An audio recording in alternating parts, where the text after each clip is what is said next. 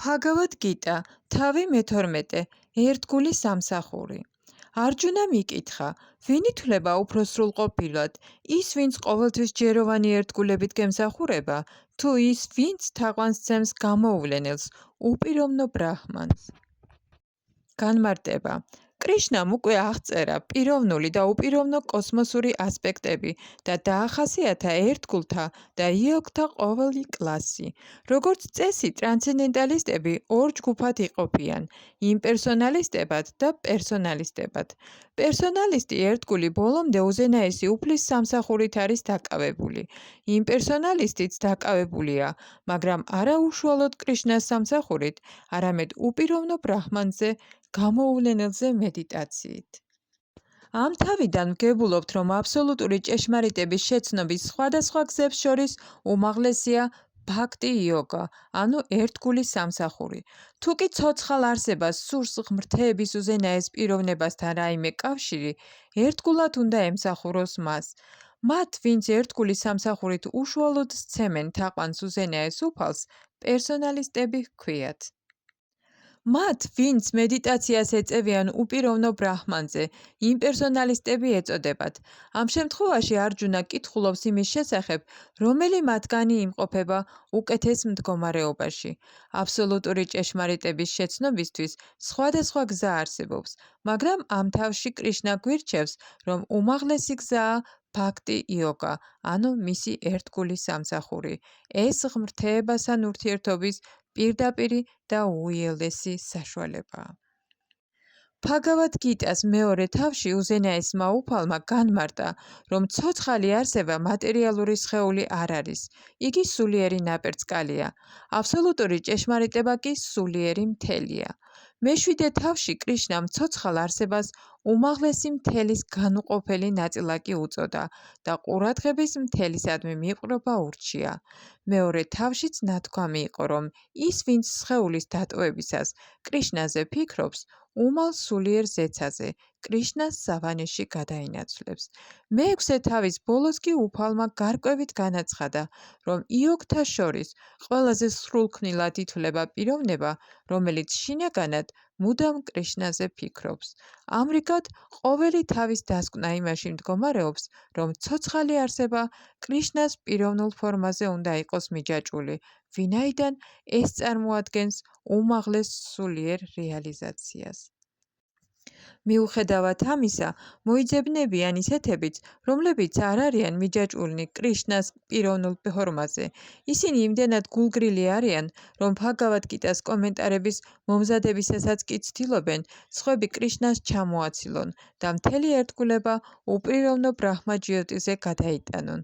მათ ურჩევნიათ მედიტაცია აბსოლუტური ჭეშმარიტების უპიროვნო ფორმაზე, რომელსაც გრძნობები ვერ სცდება და გამოუვლენელია. ასე რომ არსებობს ტრანსცენდენტალისტთა ორი კლასი. ახლა არჯუნა ცდილობს ამ საკითხის გადაწყვეტას, თუ რომელი გზაა უფრო ადვილი და რომელი კლასია უფრო სრულყოფილი. სხვა სიტყვებით რომ ვთქვათ, იგი ნათელს ხდის საკუთარ მდგომარეობას, ვინაიდან მიჯაჭვულია კრიშნას პიროვნულ ფორმაზე და არა უპიროვნო ბრაჰმანზე. მას სურს იმის გაგება, უსაფრთხოა მისი მდგომარეობა თუ არა. როგორც მატერიალურ სამყაროში, ასევე უზენაესი უფლის სამყაროშიც ძალიან ძნელია უპიროვნო გამოვლინებაზე მედიტაცია. სინამდვილეში, აბსოლუტური ჭეშმარიტების უპიროვნო ნიშან-თვისების სრულყოფილად შეცნობა შეუძლებელია. ამიტომ არჯუნას სურს თქვას, რა აზრი აქვს დროის ასე კარგვას? მე-11 თავში არჯუნა დარწმუნდა, რომ უმჯობესია კრიშნას პიროვნულ ფორმაზე მიჯაჭვულობა, ვინაიდან ამგვარად ერთდროულად დანარჩენი ფორმების შეცნობა შეეძლო და მის კრიშნას სიყვარულს არაფერი შეუშლიდა ხელს. არჯუნას მიერ დასმული ამ მნიშვნელოვანი კითხვის შედეგად ნათელი გახდება განსხვავება აბსოლუტური ჭეშმარიტების უპიროვნო და პიროვნულ კონცეფციებს შორის. ლექსი მეორე. ღმრთების უზენაესმა პიროვნებამ თქვა, ვისი ჭკუაც ჩემი პიროვნული ფორმისადმია მოპყრობილი და ყოველთვის დიდი და ტრანსცენდენტული რწმენით მცემს თაყვანს, მას ყველაზე სრულყოფილად ვაღიარებ. განმარტება. არჯუნას კითხვის პასუხად კრიშნა გარკვევით ამბობს, რომ ის ვინც მის პიროვნულ ფორმაზეა მიმართული და რწმენითა და ერთგულებით სცემს თაყვანს, ყველაზე სრულყოფილად ითვლება იოგაში. მისთვის, ვინც ამგვარად იმყოფება კრიშნას ცნობიერებაში, არ არსებობს არავითარი მატერიალური საქმიანობა, ვინაიდან ყველაფერს კრიშნასთვის აკეთებს. წმინდა ერთგული მუდამ დაკავებულია. ხან გალობს, ხან ისმენს, ან კითხულობს წიგნებს კრიშნას შესახებ, ხან პრასადს ამზადებს, ხან ბაზარში მიდის, რათა კრიშნასთვის რაიმე იყიდოს, ხან ტაძარს წმენს, ან ჭურჭელს რეცხავს, რასაც არ უნდა აკეთებდეს, კრიშნასთვის საქმიანობის გარდა, სხვა რამეზე წამის დაკარგვის უფლებასაც არ აძლევს საკუთარ თავს. ასეთი მოქმედება სრულ სამათიში სრულდება. ლექსი მესამე-მეოთხე. მაგრამ ისინი, ვინც ბოლომდე თაყვანს სცემენ გამოუვლენელს, გრძნობათა აღქმის მიღმა მყოფს, ყოვლის გამჭოლს, წარმოუდგენელს, უცვლელს, ურყევსა და უძრავს, აბსოლუტური ჭეშმარიტების იმპერსონალურ კონცეფციას, იმით, რომ მართავენ სხვადასხვა გრძნობებს და თანაბრად არიან განწყობილი ყველასადმი, ყველას სასიკეთოდ მოქმედებენ, საბოლოოდ ჩემთან მოდიან. განმარტება. ისინი, ვინც უშუალოდ თაყვანს არ სცემენ ღვთაების უზენაეს პიროვნებას კრიშნას, მაგრამ ცდილობენ იგივე მიზანს არა პირდაპირი გზით მიაღწიონ, ასევე აღწევენ ამ მიზანს, შრი კრიშნას. მრავალი დაბადების შემდეგ, ბრძენი ჩემთან ეძებს თავშესაფარს, იცის რა, რომ ვასუდევა ყველაფერია. როდესაც მრავალი დაბადების შემდეგ, ადამიანი სრულ ცოდნას შეიძენს, უფალ კრიშნას მიენდობა. თუ კი ადამიანი ამ ლექსში ნახსენები გზით მიმართავს ღმრთეებას, უნდა მართოს გრძნობები, ყველას ემსახუროს და იმოქმედოს ყოველი ცოცხალი არსების სასიკეთოდ. აქედან დასკვნა, რომ ცოცხალმა არსებამ უფალ კრიშნას უნდა მიმართოს, წინააღმდეგ შემთხვევაში ვერავითარ სრულყოფილ შემეცნებას ვერ მიაღწევს. ხშირად ცოცხალი არსება დიდ ეპითემიებს გადის, სანამ მთლიანად მიენდობა უფალს. ინდივიდუალურ სულში მყოფი ზესულის აღქმისთვის საჭიროა მხედველობის, სმენის, გემოვნებისა და სხვა გრძნობათა მოქმედებების შეწყვეტა. მაშინ ცოცხალი არსება ხვდება, რომ უზენაესი სული ყველაფერში იმყოფება. ამის შეცნობის შემდეგ იგი არცერთ ცოცხალ არსებას არ მტრობს. ვერ ხედავს განსხვავებას ადამიანსა და ცხოველს შორის, ვინაიდან ხედავს სულს და არა გარეგან სამოსელს. მაგრამ იმპერსონალური შემეცნების ეს გზა უბრალო ადამიანისთვის ძალიან ძნელია. ლექსი მეხუთე. ძალიან უჭირს წინსვლა მათ, ვისი ჭკუაც უზენაესის გამოუვლენელ, იმპერსონალურ ნიშანთვისებაზეა მიპყრობილი. ხორჩშესხმულთათვის ყოველთვის ძნელია ამ წრთნაში წინსვლა. განმარტება. განმარტება. ტრანსცენდენტალისტებს, რომლებიც უზენაესი უფლის წარმოუდგენელი, გამოუვნელელი, იმპერსონალური ნიშანთვისების გზას ადგანან, ჯნანა იოგები ეწოდებათ. მათ კი, ვინც სრულ კრიშნას ცნობიერებაში იმყოფებიან და ერთგულად ემსახურებიან უფალს, ჰქვიათ ბჰაქტი იოგები. აქ უკვე გარკვევით არის ნაჩვენები განსხვავება ჯნანა იოგასა და ბჰაქტი იოგას შორის. მართალია, ჯნანა იოგას საბოლოოდ იმავე მიზნამდე მიჰყავს ცოცხალი არსება, იგი მეტად რთულია, მაშინ როდესაც ბჰაქტი იოგას გზა, ღმრთეების უზენაესი პიროვნების უშუალო სამსახური, უფრო იოლი და ბუნებრივია ხორჩშესხმული სულისთვის. ინდივიდუალური სული უხსოვარი დროიდან არის ხორჩშესხმული, მას თეორიულადაც კი ძალიან უჭირს იმის გაგება, რომ იგი სხეული არ არის. ამიტომ ბჰაქტი იოგი თაყვანს სცემს კრიშნას ღვთაებას, ვინაიდან მის ჭკუაში გამჯდარია გარკვეული სხეულისეული შეხედულება, რომელიც შეიძლება ამგვარად იქნას გამოყენებული. ცხადია ღმრთეების უზენაესი პიროვნების იმ სახის თაყვანისცემა, რომლითაც ტაძარში იმყოფება, კერპთაყვანისმცემლობა არ არის. ვედურ ლიტერატურაში დადასტურებულია, რომ თაყვანისცემა შეიძლება იყოს საგუნა და ნირგუნა, ანუ თაყვანისცემა უზენაესისა, რომელიც ფლობს ან არ ფლობს თვისებებს. ტაძარში ღვთაების თაყვანისცემა საგუნა თაყვანისცემაა, ვინაიდან უფალი მატერიალური თვისებებით არის წარმოდგენილი, მაგრამ თუმცა უფალი ისეთი მატერიალური თვისებებით არის წარმოდგენილი, როგორიცაა ქვა, ხე თუ ზეთის საღებავი, სინამდვილეში მისი ფორმა მატერიალური არ არის. ასეთია უზენაესი უფლის აბსოლუტური ბუნება. შეიძლება მოვიყვანოთ უხეში მაგალითი. ქუჩაში დადგმულია საფოსტო ყუთები და თუ კი მათში წერილებს ჩავაგდებთ, დაუბრკოლებლად მიაღწევენ დანიშნულების ადგილს. მაგრამ თუ კი სადმე ძველ ან თვითნაკეთ ყუთს მივაგნებთ, რომელიც საფოსტო განყოფილების ნებართვის გარეშე დგას, ეს ყუთი იგივე დანიშნულებას ვერ შეასრულებს. სწორედ ასევე, ღვთაება, რომელსაც არჩა ვიგრაჰა ეწოდება, ღმერთის უფლებამოსილი განსახიერებაა.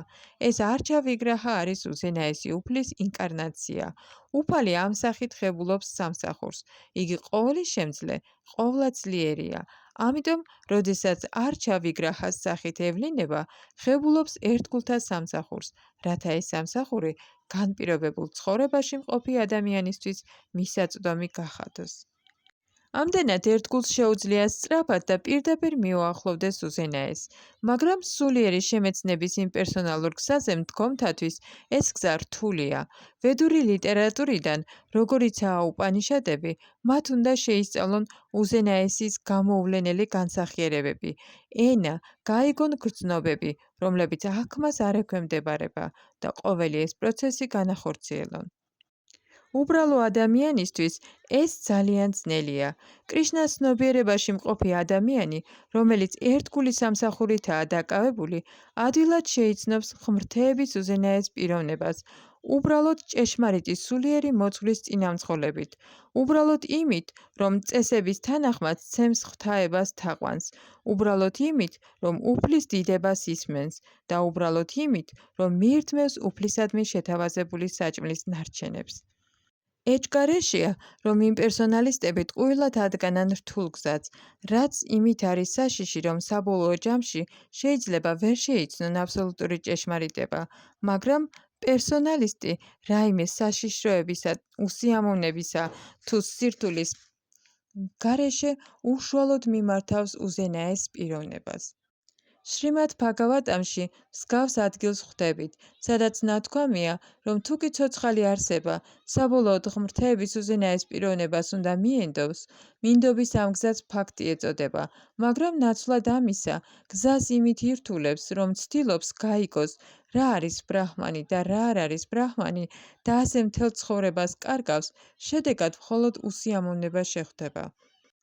ამიტომ აქ გვირჩევენ არ დავადგეთ თვითრეალიზაციის ამ რთულ გზას, ვინაიდან დარწმუნებით არ შეიძლება ითქვას, როგორი იქნება საბოლოო შედეგი. ცოცხალი არსება მუდამ ინდივიდუალური სულია და თუ კი სულიერ მთელთან შერწყმას სურს, შეიძლება შეიცნოს თავის თავდაპირველი ბუნების მარადისობის და ცოდნის ასპექტები, მაგრამ ნეტარების ნაწილი შეუცნობელი დარჩება. რომელიმე ერთგულის წყალობით ასეთმა ტრანსცენდენტალისტმა, რომელიც უაღრესად განათლებულია ჯნანა იოგას პროცესში, შეიძლება ბჰაქტი იოგას, ანუ ერთგულის სამსახურის საფეხურს მიაღწიოს. ამ დროსაც დასაშვებია სირთულეები იმპერსონალიზმის ხანგრძლივი პრაქტიკის გამო, ვინაიდან მას არ შეუძლია ამ იდეის თავიდან მოშორება.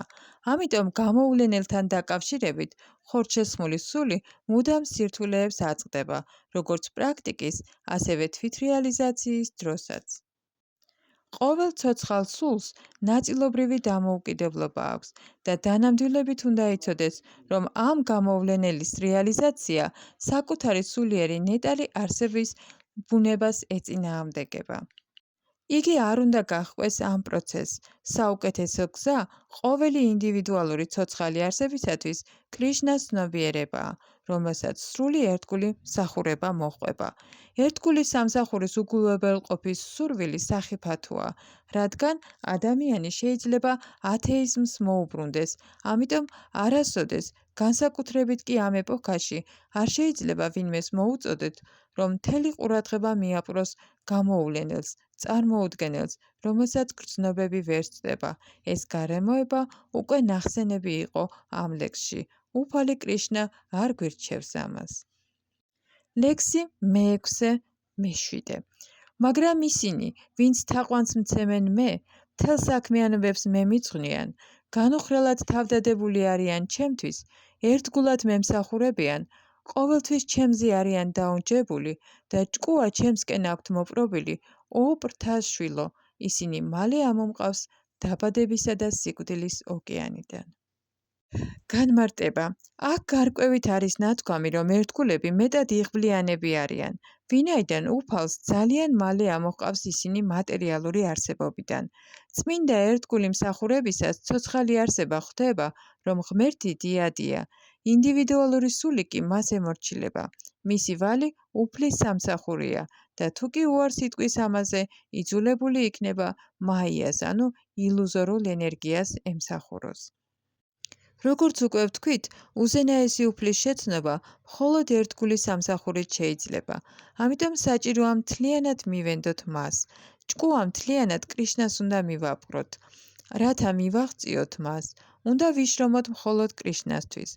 მნიშვნელობა არ აქვს, რა სახის სამუშაოს შევასრულებთ. მთავარია კრიშნასთვის ვიმუშაოთ. ასეთია ერთგულის სამსახურის პირობა. ერთგულს არაფრის მიღწევა არ სურს, გარდა იმისა, რომ სიამოვნება მოჰგვაროს ღმრთების უზენაეს პიროვნებას. მისი ცხოვრების დანიშნულებაა სიამოვნება მოჰგვაროს კრიშნას და შეუძლია ყველაფერი გასწიროს კრიშნას დასაკმაყოფილებლად, ისევე როგორც არჯუნამ გასწირა ყველაფერი კურუქშეტრას ბრძოლისას. ეს მეტად ადვილი პროცესია. ადამიანს შეუძლია მთელი მონდომებით შეასრულოს თავისი საქმიანობა და ამავე დროს იგალობეს ჰარე კრიშნა, კრიშნა კრიშნა, ჰარე ჰარე, ჰარე რამა, რამა რამა, ჰარე ჰარე. ასეთი ტრანსცენდენტული გალობის შედეგად ერთგულს ღმრთების პიროვნება იზიდავს. აქ უზენაესი უფალი ამგვარად დასაქმებულ ერთგულს პირდება, რომ აუცილებლად გამოიხსნის მატერიალური არსებობის ოკეანიდან. მათ, ვინც წარმატებით ასრულებენ იოგას ამ პროცესის საშუალებით, საკუთარი სურვილით შეუძლიათ სული ნებისმიერ პლანეტაზე გადაანაცვლონ. სხვაებიც ათასგვარი ხელსაყრელი პირობებით სარგებლობენ, მაგრამ რაც შეეხება ერთგულს, აქ გარკვევით არის ნათქვამი, რომ თავად უფალს მიჰყავს იგი. სულიერ ზეცაზე გადასანაცვლებლად ერთგულს საკმარისი გამოცდილების ლოდინი არ სჭირდება. ვარაჰა პურანაში ხვდებით ლექსს, რომელიც გვეუბნება, რომ ერთგულს არ ესაჭიროება აშტანგა იოგას შესრულება, რათა სული სულიერ პლანეტებზე გადაანაცვლოს. ამაზე თავად უზენაესი უფალი არის პასუხისმგებელი. აქ იგი გარკვევით აცხადებს, რომ ერთგულს თვითონ გაანთავისუფლებს. ბავშვზე მთლიანად მისი მშობლები ზრუნავენ, ასე რომ იგი საიმედოდ არის დაცული. სწორედ ასევე, ერთგულს არ სჭირდება იოგას პრაქტიკის საშუალებით სხვა პლანეტაზე გადანაცვლების ცდა. პირიქით, თავისი უდიდესი წყალობით, უზენაესი უფალი, რომელიც მის მატარებელ ფრინველ გარუდაზეზის, მოდის და უმალვე ათავისუფლებს ერთგულს მატერიალური არსებობისგან. ოკეანეში ჩავარდნილი ადამიანი, ბევრსაც რომ ეცადოს და შესანიშნავი მოცურავეც რომ იყოს, ვერ იხსნის თავს, მაგრამ თუ კი ვიღაც მოვა და ამოიყვანს წყლიდან, ადვილად გადარჩება. სწორედ ასევე, უფალსაც ამოჰყავს ერთგული ამ მატერიალური არსებობიდან. ჩვენ უბრალოდ კრიშნას ცნობიერების იოლი პროცესი უნდა შევასრულოთ და მთლიანად ერთგულის სამსახურით დავკავდეთ. ნებისმიერმა გონიერმა ადამიანმა ყველა სხვა გზას ერთგულის სამსახური უნდა არჩიოს. ნარაიანაიაში ეს ასეა დადასტურებული. არის ლექსი, რომლის შინაარსი არის ის, რომ არაა საჭირო კარმიული საქმიანობების შესრულება ან სპეკულაციური მსჯელობების საშუალებით ცოდნის დაგროვება. უზენაესი პიროვნების ერთგული აღწევს ყველაფერ იმას, რისი მიღებაც შეიძლება სხვა იოგური პროცესებით, მსჯელობით, რიტუალებით, მსხვერპლშეწირვებით, ქველმოქმედებით და ასე შემდეგ. ასეთია ერთგულის სამსახურის განსაკუთრებული მადლი. უბრალოდ კრიშნას წმინდა სახელის გალობით ჰარე კრიშნა, კრიშნა კრიშნა, ჰარე ჰარე, ჰარე რამა, რამა რამა, ჰარე ჰარე. უფლის ერთგულს შეუძლია ადვილად და ბედნიერად მიაღწიოს უმაღლეს დანიშნულების ადგილს, მაგრამ ამ მიზნის მიღწევა შეუძლებელია რელიგიის ნებისმიერი სხვა გზით. მე-18 თავში მოცემულია ბჰაგავად გიტას დასკვნა. ცოცხალმა არსებამ უნდა მიატოვოს თვითრეალიზაციის ყველა სხვა გზა და უბრალოდ ერთგულად ემსახუროს უფალს. კრიშნას ცნობიერებაში. ამით სიცოცხლეში უმაღლეს სრულქმნას მიაღწევს. მას არ სჭირდება წარსული ცხოვრების ცოდვით საქმიანობებზე ფიქრი, ვინაიდან უზენაესი უფალი ბოლომდე ზრუნავს მასზე. ამიტომ ამაოდ არავინ უნდა სცადოს სულიერ შემეცნებაში საკუთარი თავის განთავისუფლება და ყველამ უმაღლეს ყოვლისშემძლე ღმერთებას კრიშნას შეაფაროს თავი. ასეთია სიცოცხლის უმაღლესი სრულქმნა. ლექსი მეცხრე. მხოლოდ მე ღმრთების უზენაეს პიროვნებას მომამყრე ჭკუა და მთელი შენი გონება ჩემით დაასაქმე. ამდენად მუდამ ჩემში იცხოვრებ, უეჭველად. განმარტება. ის, ვინც ერთგულად ემსახურება უფალ კრიშნას, უზენაეს უფალთან უშუალო ურთიერთობით ცხოვრობს. ამრიგად ეჭვი არ არის, რომ თავიდანვე ტრანსცენდენტულ მდგომარეობაში იმყოფება. ერთგული არ ცხოვრობს მატერიალურ საფეხურზე, იგი კრიშნაში ცხოვრობს. უფლის წმინდა სახელი და თავად უფალი არ განსხვავდებიან ერთმანეთისგან. ამიტომ, როდესაც ერთგული გალობს ჰარე კრიშნას, კრიშნა და მისი შინაგანი პოტენცია ცეკვავენ ერთგულის ენაზე.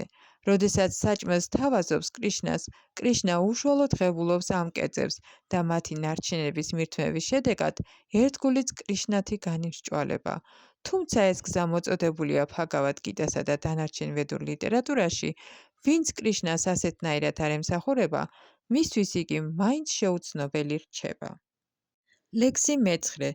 ჩემო ძვირფასო არჯუნა, ო სიმდიდრის მომპოვებელო, თუ კი განუხრელად ვერ მომაპყრობ ჭკუას, მაშინ შეასრულე ბჰაქთი იოგას განაწესები და ამგვარად განივითარე ჩემამდე მოღწევის სურვილი. განმარტება. ამ ლექსში ნახსენებია ბჰაქთი იოგას ორი პროცესი. პირველი მიესადაგება მათ, ვინც ტრანსცენდენტული სიყვარული განივითარეს. კრიშნას ღმრთების უზენაესი პიროვნებისადმი მიჯაჭვულობა. მეორე კი განკუთვნილია მათთვის, ვისაც არ განუვითარებიათ უზენაესი პიროვნებისადმი ლტოლვა ტრანსცენდენტული სიყვარულის საშუალებით.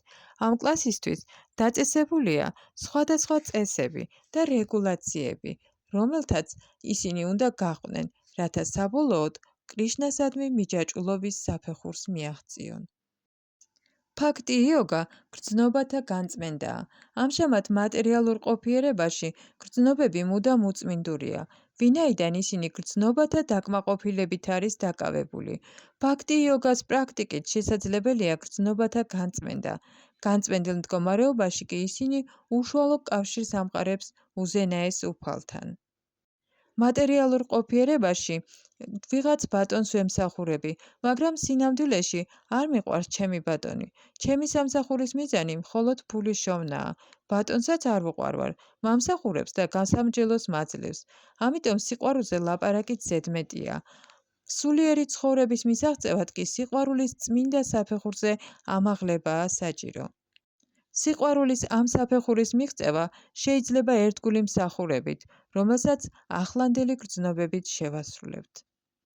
ღმერთის ეს სიყვარული მიძინებულია ყველას გულში. მასში იგი სხვადასხვა სახით ვლინდება, მაგრამ შებილწულია მატერიალური ურთიერთობის შედეგად. მაშასადამე, გული უნდა განვიწმინდოთ მატერიალური ურთიერთობისგან და კრიშნას ეს მიძინებული ბუნებრივი სიყვარულიც გამოვიღვიძოთ. ამაში მდგომარეობს მთელი პროცესი. ბჰაქთი იოგას მარეგულირებელი პრინციპების დასაცავად საჭიროა გამოცდილი სულიერი მოძღვრის წინამძღოლობით დავიცვათ გარკვეული წესებით. ავდგეთ დილა ადრიან, განვიბანოთ, შევიდეთ ტაძარში, ვილოცოთ და ვიგალობოთ ჰარე კრიშნა მანტრა. შემდეგ ღვთაებისთვის შევაგროვოთ ყვავილები, მისთვის შესათავაზებლად მოვამზადოთ კერძები, მივირთვათ პრასადი და ასე შემდეგ. საჭიროა 1000 გვარი წესებისა და რეგულაციების შესრულება. გარდა ამისა, წმინდა ერთგულებისგან გამუდმებით უნდა ვისმინოთ ბჰაგავად გიტა და შრიმად ბჰაგავატამი. ეს ცოცხალ არსებას ღმერთის სიყვარულის დონემდე აიყვანს. შემდეგ კი იგი აუცილებლად მიაღწევს ღმერთის სულიერ სასუფეველში. სულიერი მოძღვრის ხელმძღვანელობით, წესებისა და რეგულაციების თანახმად, სწორად შესრულებული ბჰაქთი იოგა აუცილებლად აამაღლებს ადამიანს ღმერთის სიყვარულის საფეხურამდე. ჰარე კრიშნა.